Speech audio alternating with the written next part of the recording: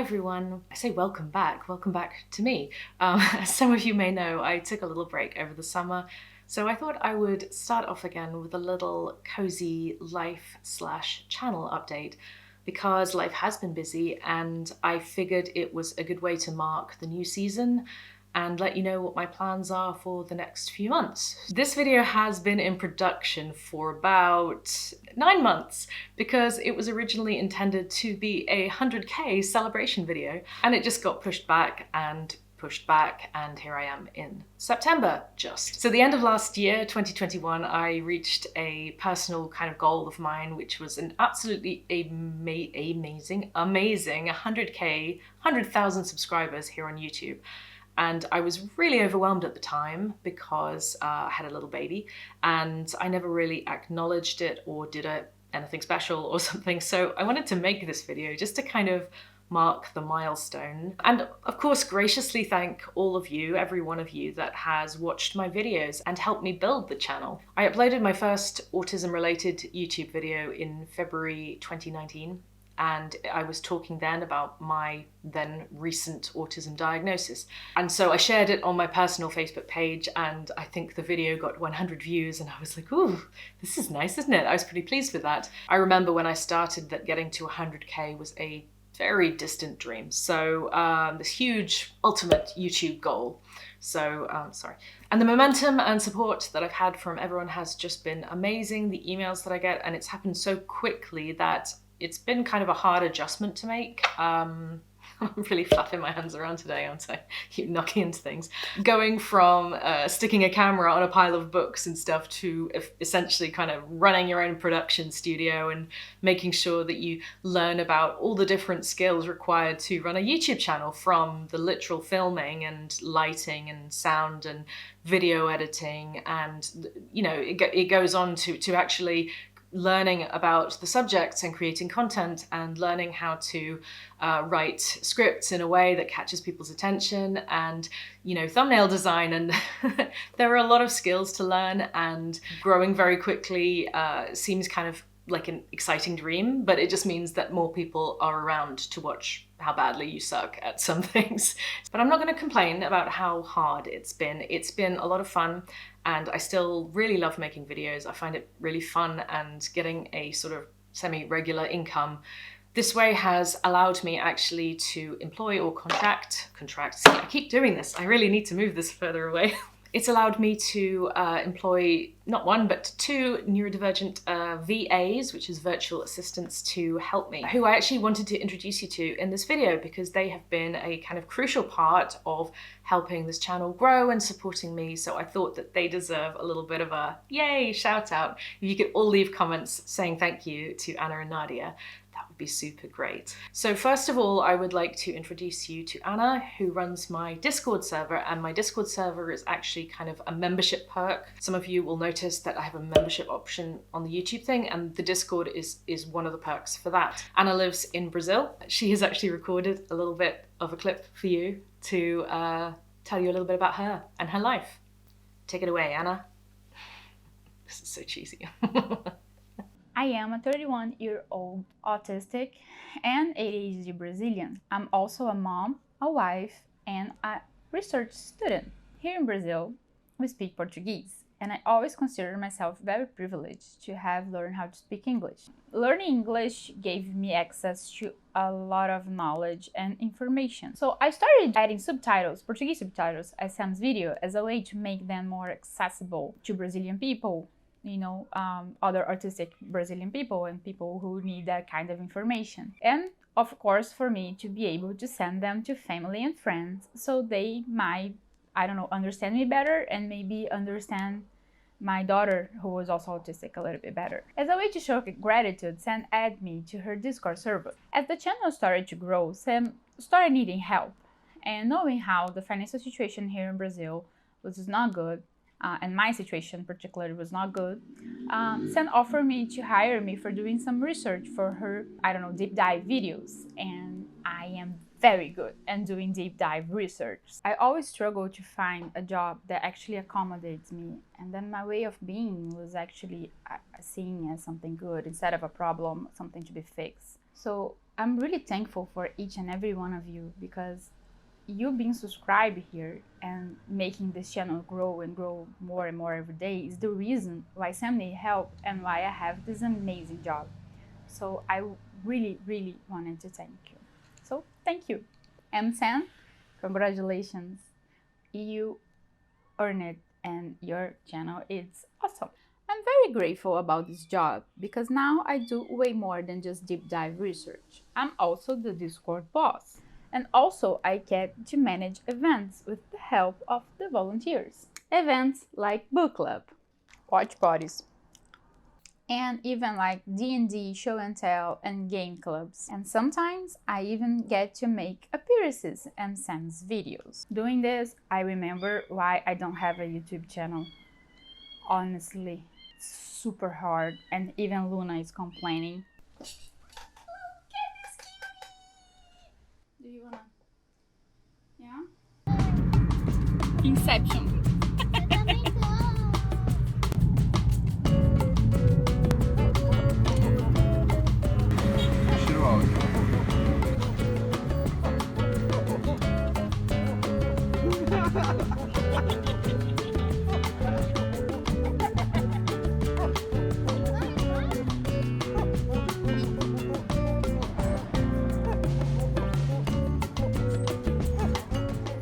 So thank you so much to Anna for filming that and going to all the effort of doing that for my little update video here. Next off, I want you to meet Nadia, who joined the team last year and who has been helping me with video editing and planning content. So take it away, Nadia. Stop it. Hello everyone, my name is Nadia. Nice to meet you. At the moment I'm in Beckenham Place Park in southeast London, which is where I live. So with Sam I do a lot of communications type work, so just doing stuff mainly around videos, graphics, communications more broadly, and planning and organising as well. I have a master's in gender policy and inequality from the London School of Economics, so that's my academic background. I was diagnosed with autism very recently in terms of my life's history. When I was 28, I'm now 30, so obviously that's changed my life completely. I also strongly suspect that I have ADHD as well. It just seems that way, which is fine. And so it also feeds into how I work, but I like to call myself a jack of all trades. I'm also a queer non-binary person, and I have a physical disability as well. So I definitely identify with the kind of underrepresented, marginalized stories that exist out there. I'm very intensely interested in a lot of things, which I think is great. Okay, enough complimenting myself now. Thank you. This is one of our great parks. Obviously, when people think about London, they think about all the cars and all the cement, which is also true. But I thought I'd show you a bit about the outside that we have, the outside parks. So yeah, this is like suburban London, what the non-central areas of London look like. Welcome to the O2 Arena. This arena holds thousands of people in the stadium, so we wanted to come here to celebrate Yo Samdi Sam's 100,000 subscribers, which is amazing! Great! It's a windy but nice day here in London, and we're in Greenwich, which is one of our favourite areas. So there isn't actually any stadiums in London that fit 100,000 people, so we thought this would be a good illustration of the size. There's in the centre of the O2 Arena, there's a stadium which fits 30,000. So yes, thank you so much. We appreciate it. Thank you, Nadia. Thank you so much to both of you for filming yourselves and just being fantastic to work with and helping me out so much. Their help means that I will be so much better equipped to go forward and concentrate on getting back up to speed, because I feel like the last 2 years with my pregnancy and then having a small baby and all of the stuff that's happened with that, I feel like I've kind of lost my footing a little bit on YouTube, and I've lost my rhythm. And now that I'm gonna have some time to film again, I just want to try and get into a really good routine and like make solid content again on a regular basis and be like proper YouTuber. So you may have noticed the fact that I am filming downstairs and the house is silent. This marks a new era in my house, and this is actually the first week that I've had both kids out of the house ever since my daughter was born. So hopefully this new era of peace and quiet will help me for sure, in being able to film more content and stuff like that. Some of you may have watched my video on EMDR therapy, which is something that me and my husband and my son all went through to deal with the reflux screaming trauma baby situation last year. This year? I mean, it was last year and then we had it this year. At the beginning of the summer holidays, we actually did EMDR therapy with my baby daughter, who was about, 11 or 12 months at the time. I would like to make a video about that because it's really weird. And if you thought EMDR therapy for adults and kids was weird, the fact that it works on babies is perhaps even stranger. We went through that because I was suspecting that my daughter was still retaining some tension or trauma or whatever in her body, and it was interfering with her sleep, especially in the evenings, because that's when reflux tends to be worse. And so I think she'd begun to associate going to sleep with just being really, really stressed. And that actually worked after 2 sessions. And so things with, I say baby, she's 15 months old now and she is toddling around. So things with my daughter are definitely getting better. Things in the family are getting better. We are starting to return to kind of a normal pace of life. I say normal, it's going to be a new normal. I'm not really a big fan of the baby phase. I think some people just love when they're little babies and cuddles and whatever. I didn't get any cuddles with her because it was screaming, but I actually really like the toddler phase because when they start to talk and they start to walk, and it's just more fun and it's more rewarding for me. You get something back. They're less sort of potato-ish. And both of my kids have been going to physio to do a kind of a sensory integration therapy. My daughter is on the hyposensitive side of things, so she doesn't take things in as much. And my son is very much more like me, being a bit more hypersensitive. So life has been busy with the EMDR and going to physio and like all of these different things. It's been really, really busy. And before the summer holidays, I was definitely just teetering on the edge of burnout, which is why I took a few months off. I also was making my son kind of a sensory space in his room, which I did a little bit of filming, and some of you who follow me on Instagram might have seen in my stories. It's not finished yet because, let's face it, I say we all have ADHD here. We don't all have ADHD here. But for those of you with ADHD will know, why finish a project when you can get it to 80% and then drop it for a year? Now I'm just thinking about all the things in my house that are 80% finished. So yeah, I've been making a sensory room, trying to accommodate both of my children's needs. The idea before she was born, because you can always do things before kids were born, make plans and stuff, was that they would share a room, but that's not going to be possible. So she was put in kind of the cupboard room. It's very Harry Potter. But what we're going to do is we're going to take the cupboard out and eventually create a sensory space that's more appropriate for her. So I imagine it'll be full of glitter and sparkles and things to climb. Basically, the TLDR version of the kids update is that things are going much better.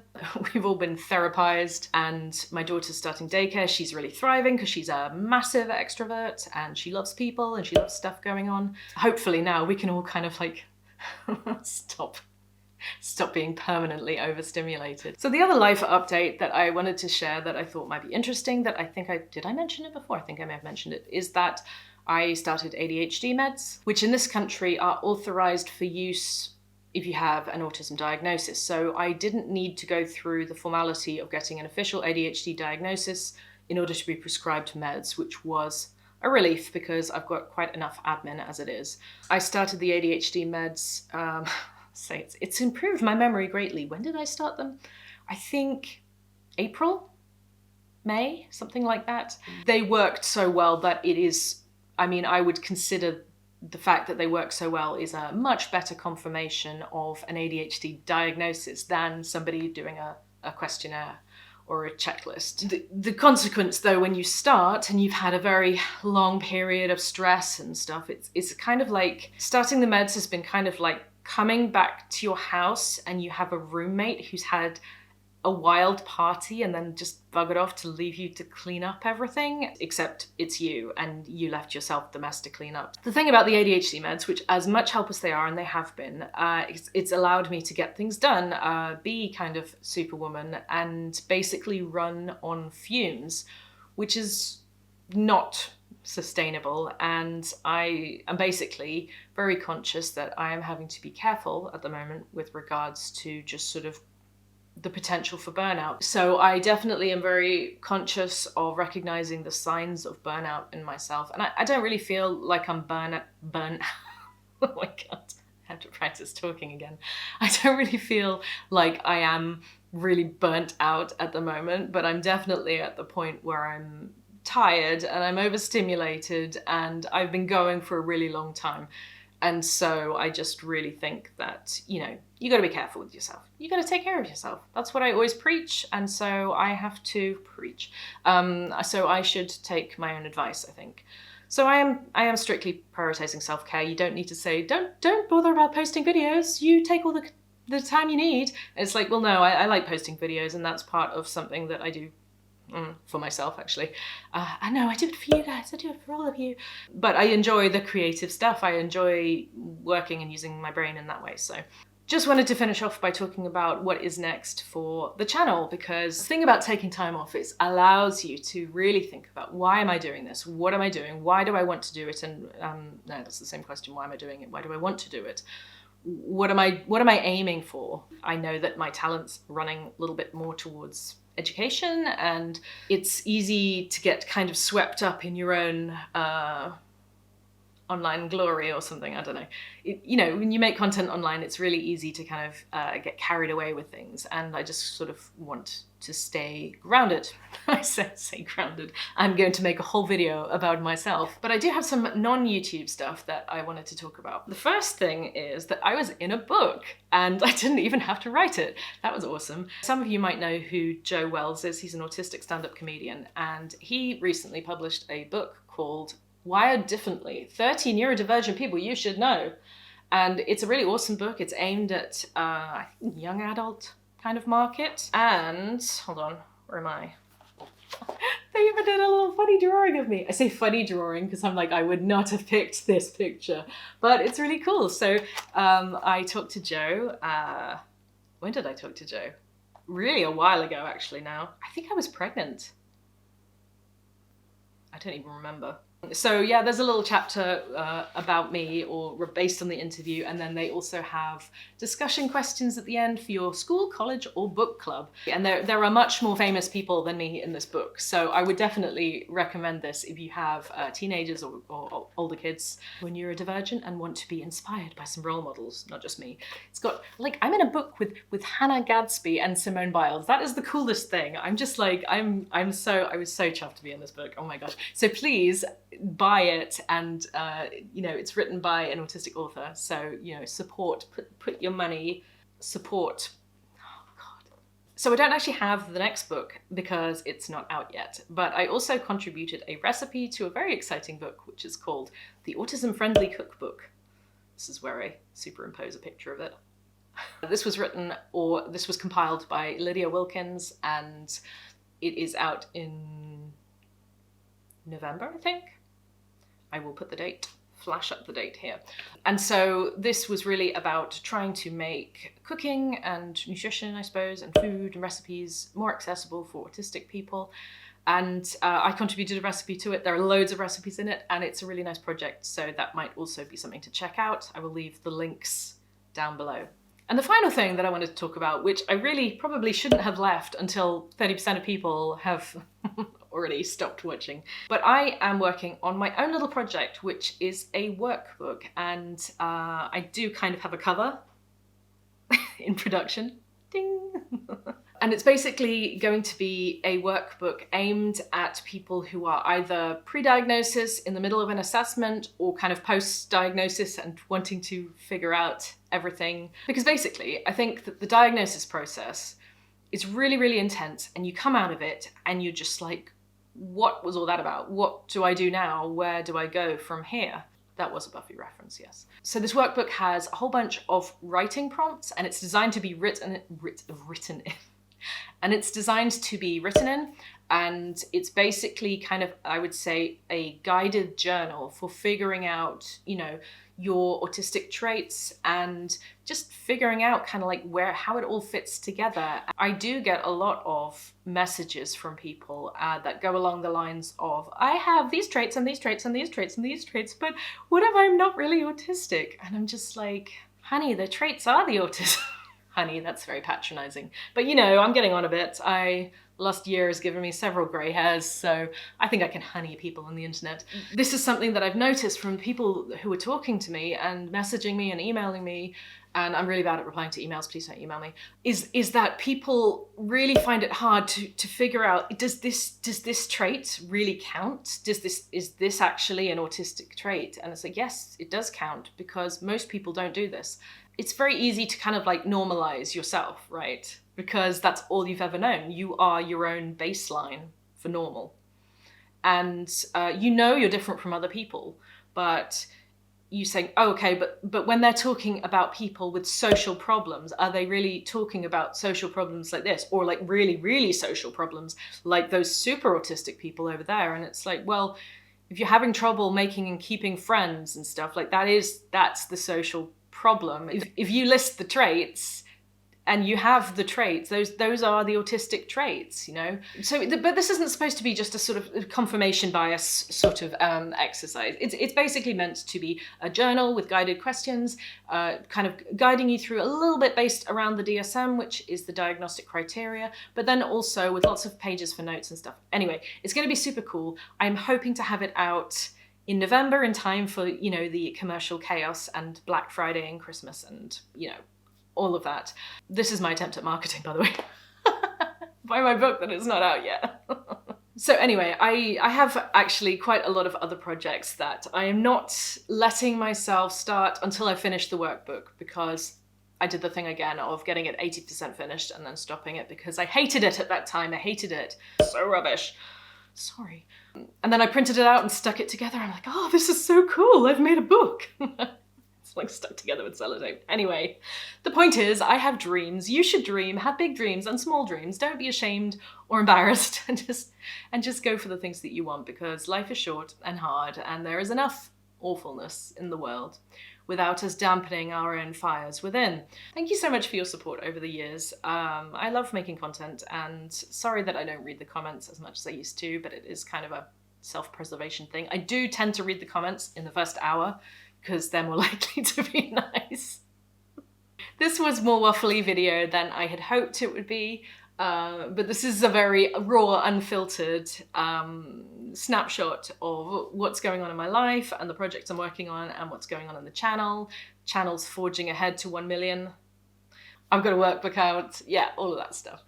I'm still feeling a little weird about having the house to myself, I'm not gonna lie. I guess I will see you all soon. But actually I won't. You'll see me, but I won't see you. It's a parasocial thing. Anyway, take care of yourselves. I hope that you all had a nice summer or a nice winter, and I will see you soon. Bye. This is like, there's gonna be fruitful, there's gonna be ample bloopers.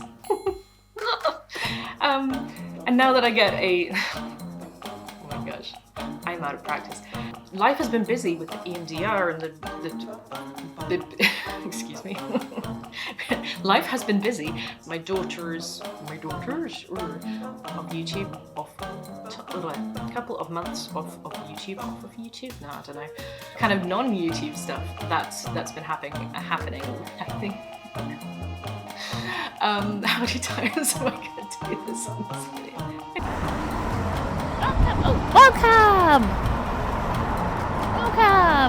Welcome to the O2 Arena.